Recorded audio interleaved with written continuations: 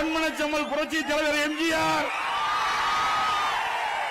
இதயம் புரட்சி தலைவி அம்மா இருவரும் தெய்வங்களை வணங்கி இங்கே சிறப்பாக எழுச்சியாக நடைபெற்றுக் கொண்டிருக்கின்ற தேர்தல் பிரச்சார கூட்ட நிகழ்ச்சியிலே கலந்து கொண்டு சிறப்பித்துக் கொண்டிருக்கின்ற மாவட்ட கழகத்துடைய செயலாளர் அருமை சகோதரர் கந்தன் அவர்களே மற்றும் நிகழ்ச்சியிலே கலந்து கொண்டிருக்கின்ற அனைத்து இந்திய அண்ணா திராவிட முன்னேற்ற கழகத்தினுடைய நிர்வாகிகளே, மரியாதைக்குரிய முன்னாள் எம்எல்ஏ அறிவிச்சவர் VNP வெங்கட்ராமன் அவர்களே, பாரதிய ஜனதா கட்சியுடைய சென்னை கிழக்கு மாவட்ட தலைவர் திரு ஜி குமார் அவர்களே, காஞ்சிபுரம் கிழக்கு மாவட்ட கழக செயலாளர் பாட்டாளி மக்கள் கட்சியைச் சேர்ந்த திரு தா ஹரிகிருஷ்ணன் அவர்களே, அம்மா மக்கள் முன்னேற்ற கழகத்தைச் சேர்ந்த செங்கல்பட்டு வடக்கு மாவட்ட செயலர் திரு மா கரிகாலன் அவர்களே, புரட்சி பாரத கட்சியினுடைய கிழக்கு மாவட்ட செயலர் திரு தினகரன் அவர்களே, தமிழ் மாநில காங்கிரஸ் கட்சியைச் சேர்ந்த மாவட்ட திரு பாஸ்கரன் அவர்களே மற்றும் நிகழ்ச்சிகளை கலந்து கொண்டு சிறப்பித்துக் கொண்டிருக்கின்ற அனைத்து இந்திய அண்ணா திராவிட முன்னேற்ற கழகத்திலே பல்வேறு பொறுப்புகளை வைக்கின்ற நிர்வாகிகளே, பாரதிய ஜனதா கட்சியில் வரி எந்திருக்கின்ற நிர்வாகிகளே, பாட்டாளி மக்கள் கட்சியிலிருந்து வரி எந்திருக்கின்ற நிர்வாகிகளே, அம்மா மக்கள் முன்னேற்ற கழகத்திலிருந்து வரி எந்திருக்கின்ற நிர்வாகிகளே மற்றும் புரட்சி பாரத கட்சி, தமிழ் மாநில காங்கிரஸ் கட்சியைச் சேர்ந்த நிர்வாகிகளே, நம் கூட்டணியில் அங்கம் வைக்கின்ற கட்சியுடைய நிர்வாகிகளே, தொண்டர்களே, பெரியோர்களே, தாய்மார்களே, வியாபாரிகளே, தொழிலாளர் நண்பர்களே, பத்திரிகையாளர், ஊடக நண்பர்களே, அத்தனை பேருக்கும் என்னுடைய முதற்க நன்றி கலந்த வணக்கம்.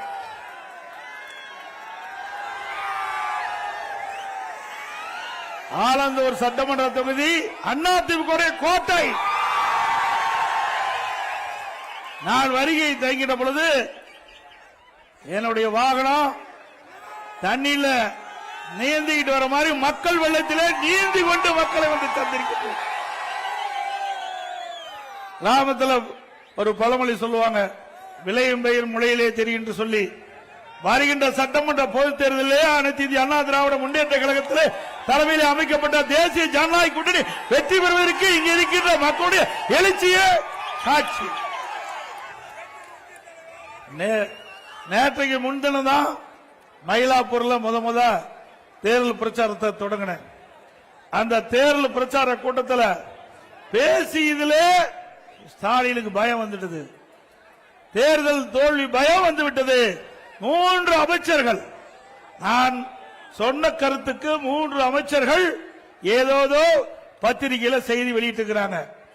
அப்படின்னா அவர்களுக்கு தேர்தல் பயம் வந்துவிட்டது. இன்றைக்கு நாங்கள் சொன்ன கருத்துக்கு பதில் சொல்ல முடியல.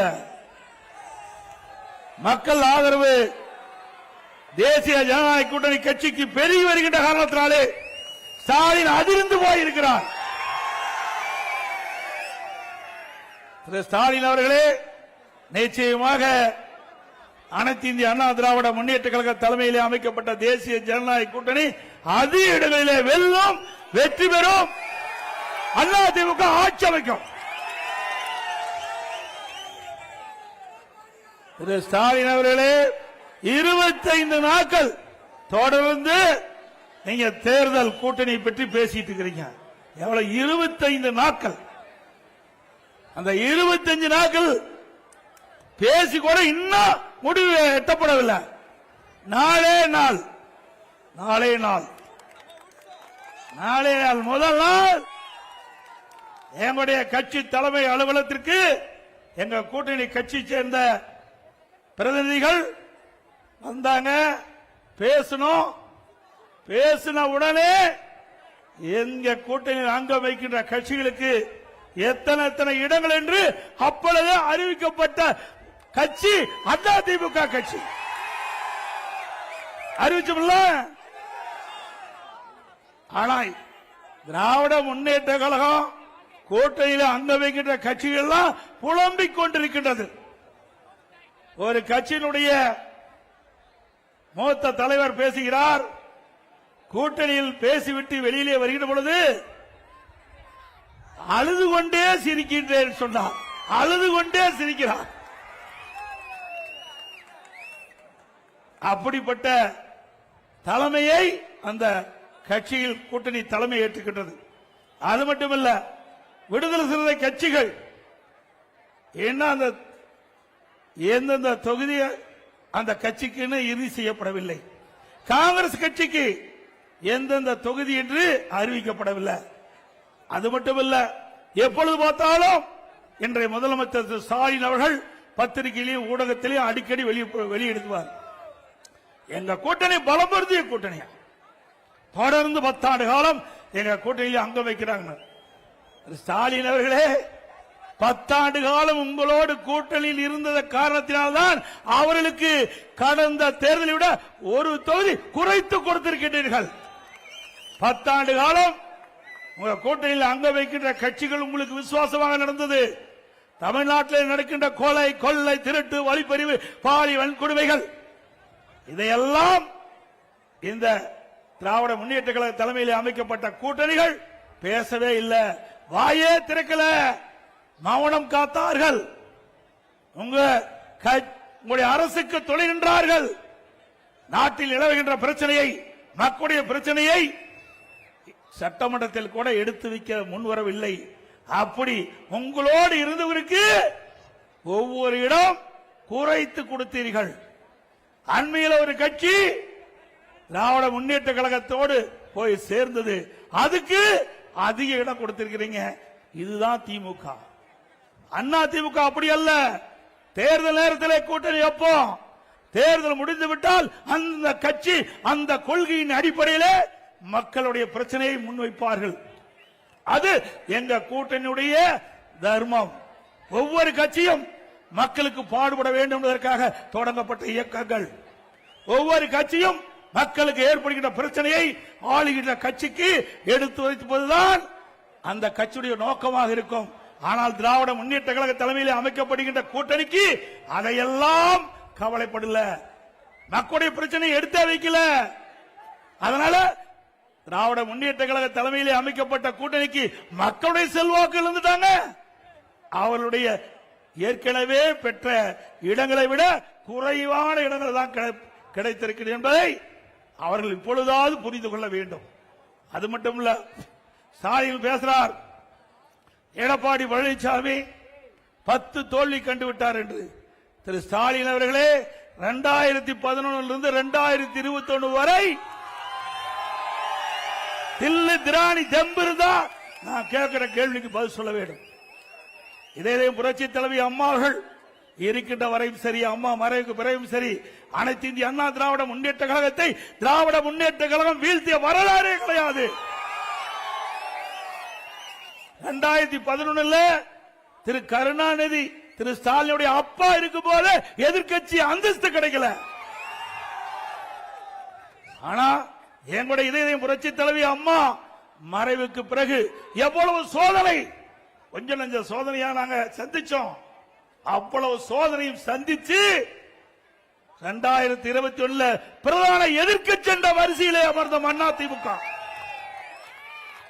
அனைத்து இந்திய அண்ணா திராவிட முன்னேற்ற கழக தலைமையிலே அமைக்கப்பட்ட கூட்டணி 75 இடங்களிலே பெற்றோம்.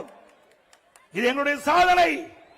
எங்களுடைய தலைவர்கள் இல்ல, தொண்டருடைய ஆதரவோடு, மக்களுடைய ஆதரவோடு மிக சிறப்பாக தேர்தல் பணியாற்றி மக்களை சந்தித்து 75 இடங்கள் எங்க கூட்டணிக்கு பெற்று தந்தோம். இதுதான் வெற்றி. திரு ஸ்டாலின் அவர்களே, வாய்ச்சவடால் பேசி பிரயோஜனம் இல்ல. 5 ஆண்டு காலம் உங்களுடைய ஆட்சி, நாட்டு மக்களுக்கு என்ன பலன் கிடைச்சது, என்ன நன்மை கிடைச்சது? கிடைச்சதா? விலைவாசி விண்ணை முட்டுகின்ற அளவுக்கு உயர்ந்து விட்டது. குறைப்பதற்கு ஏதாவது நடவடிக்கை எடுத்தீங்களா? இன்றைக்கு அண்ணா திமுக ஆட்சியில் அரிசி, பச்சரிசி, சாப்பாட்டு அரிசி 1 கிலோ 40 ரூபாய்க்கு வித்தது. இன்றைக்கு 1 கிலோ பச்சரிசி 75 ரூபாய்க்கு விற்குது. பொன்னி புழுங்கல் அரிசி 1 கிலோ அண்ணா திமுக ஆட்சியில் 45 ரூபாய், இன்றைய தினம் 75 ரூபாய்க்கு விற்கிறது 1 கிலோ அரிசி. ஏன்னா இதை முக்கியமா சொல்லியே ஆக வேண்டும். நீங்களாம் நகரப்புற மக்கள் அன்றாடம் இன்றைக்கு உணவுப் பொருட்களை வாங்கிதான் சமைத்தாக வேண்டும். அப்படிப்பட்ட மக்கள் எந்த அளவுக்கு பாதிக்கப்பட்டு என்பதை இந்த நேரத்திலே நாங்கள் தெரிவிப்பது எங்களுடைய கடமை. அந்த அடிப்படையில் இட்லி புழுங்கலரிசி 1 கிலோ 30 ரூபாய்க்கு வித்தது. இன்னைக்கு திமுக ஆட்சியில் 55 ரூபாய். கடல் எண்ணெய் 1 கிலோ அண்ணா திமுக ஆட்சியில் 130 ரூபாய், இன்றைக்கு 200 ரூபாய்க்கு விற்குது. நல்லெண்ணெய் 1 கிலோ 250 ரூபாய், இன்றைக்கு 500 ரூபாய்க்கு விற்குது. தோரம் பருப்பு 1 கிலோ 74 ரூபாய், இன்றைக்கு 120 ரூபாய்க்கு விற்குது. உளுத்தம் பருப்பு 1 கிலோ 79 ரூபாய், இன்றைக்கு 120 ரூபாய்க்கு விற்குது. இப்படி விலைவாசி விண்ணை முட்டுகின்ற அளவுக்கு விலை உயர்கின்ற போது இந்த அரசு என்ன நடவடிக்கை எடுத்திருக்க வேண்டும்? உடனடியாக விலை கட்டுப்பாட்டு மைய நிதியை ஒதுக்கி எந்த மாநிலத்தில் இந்த உணவுப் பொருட்கள் விலை குறைவாக இருக்கின்றதோ அங்கே கொள்முதல் செய்து இங்கே கூட்டு அமைப்பின் மூலமாக இந்த விலை சரி செய்திருந்தால் ஒரு நல்ல அரசாங்கம். ஆனால் அனைத்து இந்திய அண்ணா திராவிட முன்னேற்ற கழகம் இப்படி அத்தியாவசிய உணவுப் பொருட்கள் விலை ஏறுகின்ற பொழுது அந்த உணவுப் பொருட்கள் விலையை கட்டுப்படுத்துவதற்காக விலை கட்டுப்பாட்டு நிதியம் என்று ஒரு 100 கோடி ரூபாய் நான் ஒதுக்கி தந்தேன். எந்த பொருள் விலை ஏறுகிறதோ உணவுப் பொருள், அந்த உணவுப் பொருள் எந்த மாநிலத்தில் விலை குறைவாக கிடைக்கிறதோ அந்த மாநிலத்தில் கொள்முதல் செஞ்சு தமிழ்நாட்டுக்கு கொண்டு வந்து கூட்டுறவு மூலமாக விற்பனை செஞ்சு அந்த விலை உயராமல் தடுத்த அரசாங்கம் அதிமுக அரசாங்கம். அது மட்டும் இல்ல, நன்றா தெரியும், மாண்புமிகு புரட்சி தலைவி அம்மா அவர்கள் மறைந்த பிறகு இவ்வளவு பிரச்சனை சந்திச்சோம். கட்சியில பிரச்சனை வேண்டுமென்றே திட்டமிட்டு திராவிட முன்னேற்ற கழகத்துடைய பி டீமாக இருந்து எங்க கட்சிக்குள்ளேயே எங்களுக்கு குழி தோண்டி பறித்துக் கொண்டிருந்த சில விசமிகள் அடையாளம் காட்டப்பட்டு விட்டார்கள். இன்றைய தினம் யார் என்று உங்களுக்கு நன்றாக தெரியும். இன்றைக்கு மக்கள் ஆதரவோடு கழக நிர்வாகிகள் தொண்டர் ஆதரவோடு அதையும் முறியடித்து 4 ஆண்டு 2 மாத காலம் சிறப்பான ஆட்சி கொடுத்தோம்.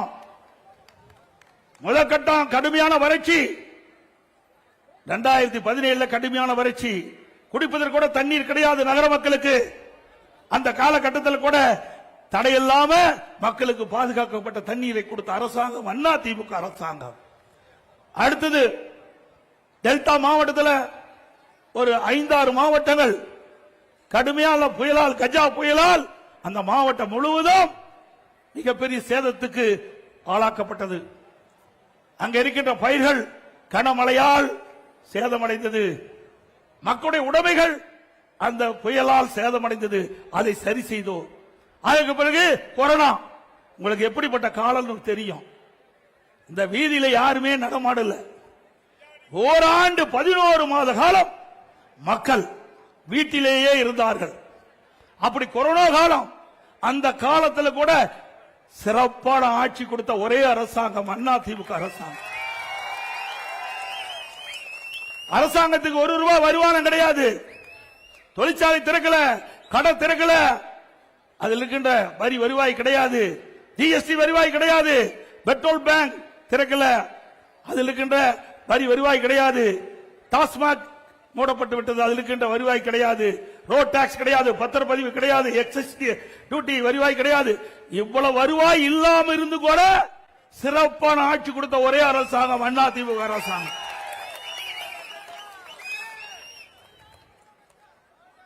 இன்றைய தினம் சிந்தித்து பார்க்க வேண்டும். அப்ப விலைவாசி உயரல, மக்கள் பாதிக்கப்படாம பார்த்துக்கிட்டோம். இன்னைக்கு ஏழை மக்கள் வேலை கிடையாது, தொழிற்சாலை இல்லாத காலத்தில் வேலை வாய்ப்பு இல்ல, அந்த தொழிலாளர் பாதிக்கப்படாது என்பதற்காக இன்றைக்கு ஒட்டுமொத்த மக்களும் பாதிக்கூடாது என்பதற்காக ரேஷன் கடையில் 11 மாசம் அரிசி விலையில்லாம கொடுத்தோம், பருப்பு விலையில்லாம கொடுத்தோம், எண்ணெய் விலையில்லாம கொடுத்தோம், குடும்பத்துக்கு 1000 ரூபாய் கொடுத்தோம். வருமானமே கிடையாது. கொரோனா காலத்தில் 40,000 கோடி அரசுக்கு செலவு. இவ்வளவும் திறமையா இருந்து செயல்பட்டு ஒரு நல்ல அரசாங்கம் என்ற பெயரை மக்கள் இடத்தில் பெற்ற ஒரு கட்சி அரசாங்கம் அண்ணா திமுக அரசாங்கம். அரசாங்கம் அப்படியா இருக்குது? புயல் வந்ததா, வெள்ளம் வந்ததா, கொரோனா வந்ததா? ஒண்ணுமே வரல. ஆனா கடன் மட்டும் அதிகரிச்சிட்டு இருக்குது. 5 லட்சம் கோடி கடன் வாங்கிட்டாங்க. 5 லட்சம் கோடி, 1 கோடி 2 கோடி 5 லட்சம் கோடி இன்றைக்கு தமிழகத்தில் கடன் வாங்கி இருக்கிறாங்க. எப்பொழுது பார்த்தாலும் முதலமைச்சர் ஸ்டாலின் பேசுறார், சூப்பர் முதலமைச்சரா, இந்தியாவிலேயே சூப்பர் முதலமைச்சரா, முதன்மையான முதலமைச்சரா. எதில்? கடன் வாங்குவதிலே முதன்மையான முதலமைச்சர். உண்மைதானே?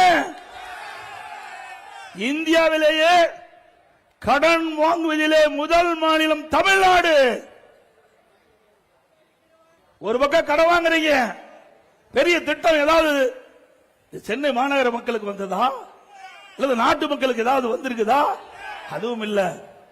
இரண்டாவது 2020-21 அதிமுக ஆட்சி, அப்போது இருந்த வருவாய் விட 2024-25 திராவிட முன்னேற்ற கழக ஆட்சியில வருவாய் 1,36,000 கோடி கூடுதலா வந்திருக்குது. கூடுதலாய் வருவாய் வந்தும் கடன் வாங்க வேண்டிய அவசியம் என்ன? திட்டமும் எதுவும் இல்ல. அப்படி வருமானமும் அதிகம், கடன் அதிகமா வாங்கிட்டு இருக்காங்க. ஆக அத்தனையும் ஊழல், கலெக்ஷன், கமிஷன், கரப்ஷன். அதுதான் இந்த ஆட்சியுடைய சாதனை. சிந்திச்சு பாருங்க. அதிமுக ஆட்சிக்கும் திமுக ஆட்சிக்குள்ள வேறுபாடு. அதிமுக ஆட்சிக்கின்ற பொழுது மத்திய அரசோடு இணைந்து இணக்கமான உறவு வைத்த காரணத்தினால இன்றைக்கு இந்தியாவிலேயே ஒரு திட்டத்திற்கு 63,000 கோடி பெற்ற ஒரே அரசாங்கம் அதிமுக அரசாங்கம். மெட்ரோ ரயில் திட்டம் கட்டம் 2 118 கிலோமீட்டர் ரயில்வே பாதைகள் அமைக்க 63,000 கோடி மத்திய அரசிடமிருந்து நாம் பெற்றோம். மத்திய அரசிடமிருந்து நாங்க பெற்றோம். இணக்கமா உறவு இருந்தது. மத்திய அரசு அள்ளி கொடுத்தது. இன்றைக்கு சென்னை மாநகர மக்களுடைய போக்குவரத்து நெரிசல் முற்றிலும் குறைக்க வேண்டும் என்ற அடிப்படையில் மத்திய அரசுடைய அணுகினோம், பிரதமரை சந்தித்தோம், கோரிக்கை வைத்தோம். பிரதமர் அவர்கள் 63,000 கோடி மெட்ரோ ரயில் திட்டத்திற்கு நிதி ஒதுக்கப்படும் செய்து அறிவிப்பை கொடுத்து மாண்புமிகு உள்துறை அமைச்சர் மரியாதைக்கு அமித்ஷா அவர்கள் நேரடியாக சென்னைக்கு வந்து அடிக்கல் நாட்டப்பட்டது. இது அதிமுக வரலாறு, அதிமுக சாதனை. இப்படி ஏதாவது ஒரு சாதனை திமுக ஆட்சியில் பார்க்க முடிந்தா? எத்தனை பாலங்கள் கட்டி கொடுத்திருக்கிறோம், அற்புதமான சாலைகளை வடிவமைத்து கொடுத்திருக்கிறோம். தாம்பரத்திலிருந்து செங்கல்பட்டு வரை உயர்மட்ட பாலம் மத்திய அரசு அனுமதி வாங்கணும், கிடப்புல போட்டாங்க. இதுவரை நடக்கல. மீண்டும் அதிமுக ஆட்சி வந்தா அந்த திட்டத்தை தொடர்ந்து நிறைவேற்றி போக்குவரத்து நெரிசல் இல்லாம பார்த்துக்குவோம். அது மட்டுமல்ல, இன்றைக்கு சென்னை மாநகரை சுத்தி ring road, peripheral road AIADMK ஆட்சியில் கொண்டாந்தோம். சுமார் 14,000 கோடி அந்த திட்டத்துக்கு ஒதுக்கப்பட்டு அந்த திட்டத்தை துவக்கியது நாங்க. இப்ப இன்னும் அந்த பணி நிறைவு பெறல.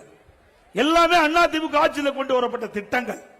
ஆனா திமுக ஆட்சியில் எந்த ஒரு புதிய திட்டத்தையும் இதுவரை கொண்டு வரப்படவில்லை என்பதை எண்ணி பார்க்க வேண்டும். அண்மையில் உங்களுக்கு நல்லா தெரியும், பத்திரிகை ஊடகத்திலும் பார்த்திருப்பீங்க, அமலாக்கத்துறை, நகர்ப்புற வளர்ச்சித்துறை, குடிநீர் வழங்கல் துறையில் மிகப்பெரிய ஊழல். அந்த ஊழலை இன்னைக்கு அமலாக்கத்துறை கண்டுபிடித்து ஆதாரத்தோடு தமிழ்நாட்டில் இருக்கின்ற சட்ட ஒழுங்கு டிஜிபிக்கு அறிக்கையை அனுப்பிச்சு 3 முறை அறிக்கை அனுப்புனாங்க. இதுவரைக்கும் எஃப்ஐஆர் பதிவு பண்ணல. நீதிமன்றம் வரைக்கும் போனாங்க. நீதிமன்ற உத்தரவு பிறப்பிக்கப்பட்டு விட்டது. இன்றைக்கு அமலாக்கத்துறை கொடுத்ததை பரிசீலனை செய்து ஆதாரம் இருக்கின்றது. அந்த ஆதாரத்தின் அடிப்படையில் வழக்கு பதிவு செய்ய வேண்டும் என்ற தீர்ப்பை கொடுத்து கூட இன்னும் வாய்தா வாங்கி கொண்டிருக்கின்றார்கள் இன்றைக்கு நீதிமன்றத்திலே.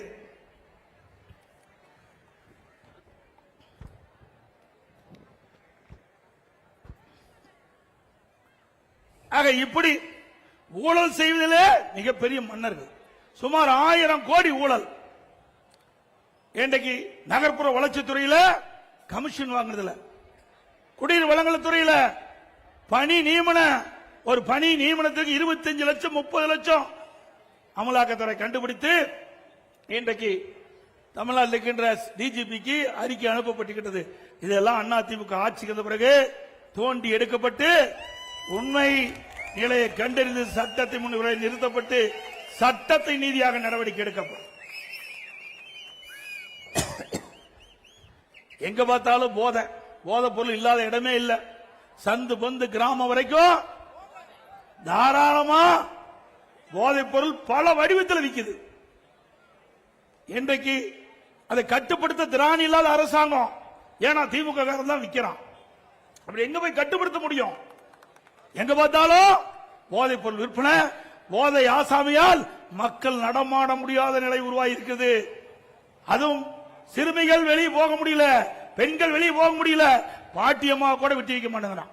அவ்வளவு மோசமான கேடுகட்ட ஆட்சி திமுக ஆட்சி. பத்திரிகை திறந்தா பாருங்க, ஊடகத்தை திறந்தா பாருங்க, வர்ற செய்தி எல்லாம் இதுதான். இன்னைக்கு ஒரு காலத்துல தங்க என்ன விலை, வெள்ளி என்ன விலைன்னு இன்னைக்கு தொலைக்காட்சியில் வரும். இப்ப கொலை நிலவரம் என்ன, அன்றாட கொலை நிலவரம் என்னதான் இன்னைக்கு செய்தித்தாளில் வருது, பத்திரிகையில் வருது, ஊடகத்தில் வருது. இப்படிப்பட்ட ஆட்சி அகற்றப்பட வேண்டும் என்பதை நேரத்தில் தெரிவிக்கிறாங்க. அது மட்டும் இல்ல, நகரப்புறம் அண்ணா திமுக ஆட்சியில வீட்டு வரி என்னன்னு பாருங்க. திமுக ஆட்சிக்கு வந்த பிறகு வீட்டு வரி 100% உயர்த்தி இருக்கிறாங்க. இந்த வீடு மாடி வீடுனா 2000 ரூபாய் அண்ணா திமுக ஆட்சியில் வரி கட்டி இருந்தா இப்ப 4000 ரூபாய் வரி கட்டணும். ஆண்டுக்கு 6% வரி உயர்வு, 2 வருஷத்துல 12% வரி உயர்த்திட்டாங்க. கடை வச்சிருந்தா 150% வரி உயர்வு, ஆண்டுக்கு 6% உயர்வு, 2 வருஷமும் உயர்த்திட்டாங்க. குடிநீர் வரி உயர்வு, குப்பைக்கும் வரி போட்ட ஒரே அரசாங்கம் திமுக அரசாங்கம் ஒண்ணுதான். குப்பை கூட விட்டு வைக்கல. இன்னும் சொல்ல போனா மின் கட்டணம், மின்சாரத்தை தொட்டா ஷாக் அடிக்கும், மின் கட்டணத்தை கேட்டாலே ஷாக் அடிக்குது. அவ்வளவு மின் கட்டணம் உயர்ந்து போச்சு. கிட்டத்தட்ட 52% மின் கட்டணம் உயர்ந்து போச்சு. ஆண்டுக்கு 5% மின் கட்டணம் உயர்த்தப்படும் என்ற அறிவிப்பு கொடுத்து இன்றைக்கு மக்கள் மீது மிகப்பெரிய வரி சுமையை சுமத்திய அரசாங்கம் திமுக அரசாங்கம். இதோட மதுரை, திண்டுக்கல், இன்னும் பல மாநகராட்சியில இந்த வரி வருவாயில ஊழல் செஞ்சிருக்கிறாங்க. மதுரையில் மட்டும் 200 கோடி வரி ஏய்ப்பு செஞ்சிருக்கிறாங்க. அந்த மாநகராட்சியில எல்லாத்துக்கும் வரி, ஆட்டுக்கு வரி, மாட்டுக்கு வரி, பன்னிக்கு கூட வரி போட்டாங்க. அந்த பன்னிக்கு போட்ட வரியிலையும் ஊழல் செய்த ஒரே அரசாங்கம் திமுக அரசாங்கம். 200 கோடிங்க நாம சொல்லல, திமுக அரசாங்கமே கண்டுபிடிச்சு வெளிப்படுத்தி அந்த மேயர் ராஜினாமா பண்ணியிருக்கிறாங்க. அங்க இருக்கிற 4 மண்டல தலைவர் ராஜினாமா. இப்படி இந்த மோசமான ஆட்சி தொடர வேண்டுமா? சொல்லுங்க, தொடர வேண்டுமா? அனைத்து இந்திய அண்ணா திராவிட முன்னேற்ற கழகத்தை பொறுத்த வரைக்கும் விலைவாசி குறைக்கப்படும், நாட்டு மக்கள் நிம்மதியாக வாழ முடியும், சட்ட ஒழுங்கு பாதுகாக்க முடியும். தமிழகத்தில் சட்ட ஒழுங்கு சீரழிந்து விட்டது. இன்றைக்கு காவல்துறைக்கு பாதுகாப்பு இல்ல. போதை ஆசாமிகள் எகிரி எகிரி காவலரை அடிக்கின்ற காட்சி தொலைக்காட்சியில் பார்க்கிறோம். அப்படிப்பட்ட ஒரு அவல நிலை இந்த ஆட்சியிலே பார்க்கப்படுகிறது. இதையெல்லாம் முடிவு கட்டுகின்ற தேர்தல் நடைபெறுகின்ற சட்டமன்ற பொது தேர்தல். அது மட்டுமல்ல, இன்றைக்கு திராவிட முன்னேற்ற கழகம் என்று சொன்னா அது திமுக குடும்பம் ஆயிட்டது, கருணாநிதியுடைய குடும்பம் ஆயிட்டது. திமுக திரு கருணாநிதி குடும்பம், திரு கருணாநிதி குடும்பம்னா திமுக. அதுதான் இன்றைய தினம் பார்க்கப்படுகிறது. அங்க இருக்கிற திமுக கட்சிக்காரர்கள் மரியாதையே கிடையாது. இப்ப என் பக்கத்துல கந்தன் நிக்கிறார், திரு ஸ்டாலின் பக்கத்தில் யாராவது நிக்க முடியுமா?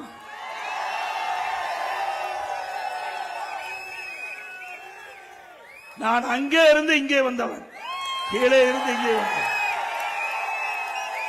சாதாரண தொண்டன், கிளைக்கழக செயலாளர், ஒன்றிய செயலாளர், மாவட்ட செயலாளர், மாநில செயலாளர், எம்எல்ஏ, எம்பி, மந்திரி, அப்புறம் தான் முதல் மந்திரி, பிறகுதான் பொதுச் செயலாளர். இப்படி கீழே இருந்து மக்களோடு மக்களாக இருந்து ஏழை மக்களோடு படுகின்ற துன்பம், துயரம், வேதனை, மக்கள் படுகின்ற அவதிகள் முழுமையாக அனுபவ ரீதியாக அனுபவித்தவர். ஆகவே ஒரு ஆட்சி எப்படி செய்ய வேண்டும், எப்படி மக்கள் துன்பப்படுகிறார்கள், எப்படி வேதனைப்படுகிறார்கள், அதனால் அதை எப்படி நிவர்த்தி செய்வது அனுபவமாக நான் அறிந்த காரணத்தினால்தான் கொரோனா காலத்தில் கூட, கடுமையான நேரத்தில் கூட ஒரு சிறப்பான ஆட்சி எங்களால் தர முடிஞ்சது. அப்படிப்பட்ட காலத்திலேயே சிறப்பான ஆட்சி கொடுத்துட்டோம். நீ இப்போது நீங்கள் எங்களுக்கு ஒரு நல்ல வாய்ப்பை தருவீர்கள் என்று எதிர்பார்க்கின்றோம்.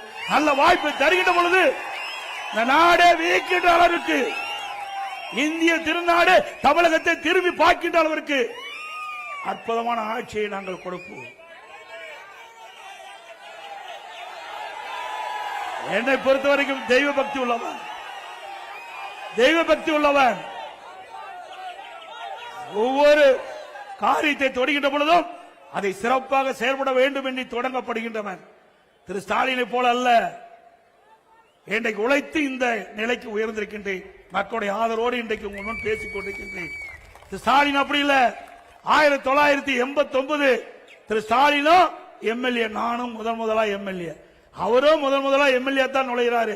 நானும் முதல்ல 1989ஆம் ஆண்டு மாண்புமிகு புரட்சி தலைவி அம்மா முதலாக தனியாக இயக்கத்தை தோற்றுவித்து சேவல் சின்னத்திலே போட்டியிட்டு வெற்றி பெற்று சட்டமன்றத்திலே நுழைந்தேன். அப்பொழுது திரு ஸ்டாலின் அவர்களும் அப்பொழுதுதான் சட்டமன்றத்துக்குள் நுழைகிறார். அவர் வந்த வழி வேறு, நான் வந்த வழி வேறு. அவருடைய அப்பா திமுக தலைவர் முதலமைச்சர் அழகா வெற்றி பெற்று உள்ள வந்தார். இப்படிப்பட்ட சாதாரண நின்னுகிட்டு இருக்கிறவங்க எவ்வளவு கஷ்டப்பட்டு மேல வர முடியும் என்று உங்களுக்கு நன்றாக தெரியும்.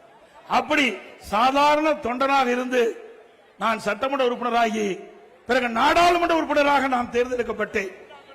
பிறகு அமைச்சராகிய மாண்புமிகு அம்மாவுடைய அமைச்சராகி பிறகு அம்மா என்னுடைய பணியை பார்த்து கூடுதலாக 2016ஆம் ஆண்டு நெடுஞ்சாலைத்துறையிலிருந்து பொதுப்பணித்துறையும் எனக்கு கொடுத்து அழகு பார்த்தார்கள்.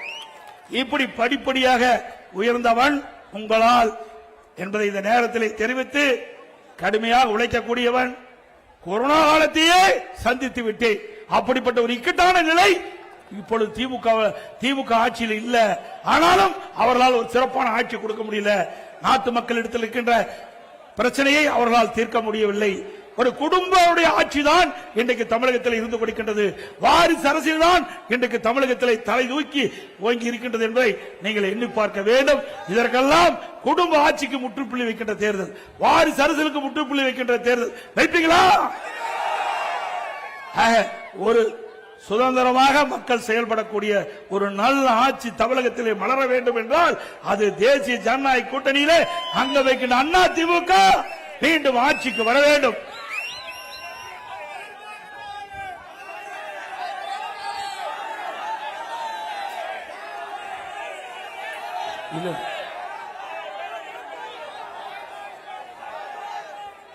அண்ணா திமுக சார்பா பல திட்டங்களை நாங்கள் அறிவிச்சோம். இன்றைக்கு கிட்டத்தட்ட இன்றைக்கு திராவிட முன்னேற்ற கழகத்தின் சார்பா இன்றைக்கு பல வரிகளை சுமத்தி மக்கள் படுகின்ற துன்பத்திலிருந்து மக்களை காக்க வேண்டும் என்பதற்காக ஒவ்வொரு குடும்பத்திற்கும் 10,000 ரூபாய் அண்ணா திமுக ஆட்சி பலத்தோடு வழங்கப்படும். தற்போது கிட்டத்தட்ட குடும்ப அட்டைக்கு மகளிர் உரிமை தொகை 1000 ரூபாய் வழங்கிட்டு இருக்கிறாங்க. அண்ணா திமுக ஆட்சி மலர்ந்தவுடனே குடும்ப அட்டையில் இடம்பெறுகின்ற குடும்ப தலைவிக்கு மாதந்தோறும் 2000 ரூபாய் அண்ணா திமுக வழங்கப்படும். இன்றைக்கு மகளிருக்கு நகர பேருந்துள்ள கட்டணம் இல்லாம பயணம் செய்யறாங்க. அதே போல ஆண்களும் இனிமேல் நகர பேருந்துள்ள கட்டணம் இல்லாமல் பயணம் செய்யலாம். குடும்ப அட்டைதாரருக்கு இப்பொழுது வழங்கப்படுகின்ற பருப்பு, எண்ணெய் அண்ணா திமுக ஆட்சி மலர்ந்தவுடன் இனி விலையில்லாம பருப்பு எண்ணெயும் குடும்பத்துக்கு வழங்கப்படும். வீடு இல்லாமல் இருக்கின்ற ஏழைகளுக்கு அரசாங்கமே இடம் வாங்கி அற்புதமான வீடுகள் கட்டி கொடுக்கப்படும். இன்றைக்கு பணிக்கு செல்கின்ற நம்முடைய மகளிர்கள் உரிய நேரத்தில் பணிக்கு செல்ல வேண்டும், பணி முடிந்து வீடு திரும்ப வேண்டும். அதற்காக அம்மா இருசக்கர வாகனம் 5 லட்சம் பெண்களுக்கு வழங்கப்படும். ஒவ்வொரு அம்மா இருசக்கர வாகனத்துக்கு 25,000 ரூபாய் மானியம் கொடுக்கப்படும். ஏற்கனவே மாண்புமிகு அம்மா இருக்கின்ற பொழுது 2016 இந்த அறிவிப்பை வெளியிட்டாங்க. அண்ணா திமுக ஆட்சியில் அதை நிறைவேற்றி காட்டணும். திமுக ஆட்சியில் கைவிட்டுட்டாங்க. மீண்டும் அம்மாவுடைய ஆட்சி மலர்ந்தவுடனே அம்மா இருசக்கர வாகனம் மானிய விலையிலே வழங்கப்படும். நம்முடைய முதியோர்களுக்கு தற்போது வழங்கப்படுகின்ற ஓய்வூதியத்தை உயர்த்தி 2000 வழங்கப்படும். இன்றைக்கு மாணவர்கள் கல்வி கடன் வங்கியில் பெற்றிருக்காங்க. அந்த கல்வி கடன் அண்ணா திமுக ஆட்சியில் ரத்து செய்யப்படும். இன்றைக்கு வாழ்வாதார உதவியாக ஒவ்வொரு குடும்பத்திற்கும் ஆண்டுக்கு 3 கேஸ் சிலிண்டர் மானியமாக வழங்கப்படும். பொங்கல் பரிசு ஒவ்வொரு ஆண்டும் 1000 ரூபாய் வழங்கப்படும்.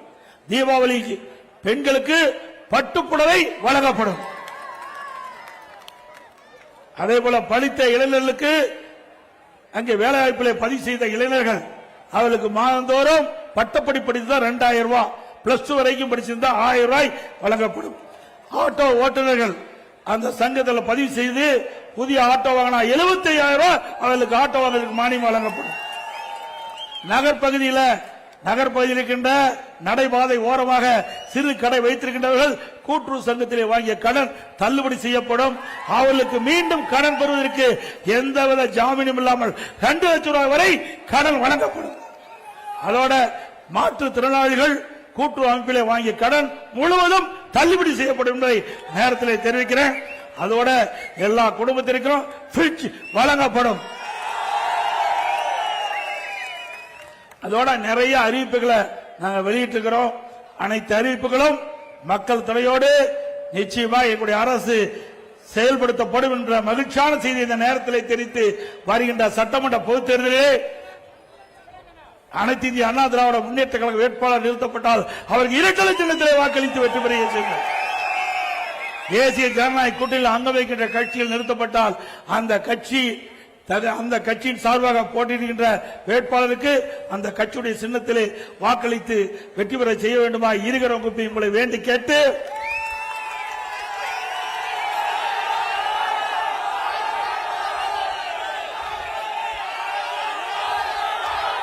மக்களை காப்போம், தமிழகத்தை மீட்போம்.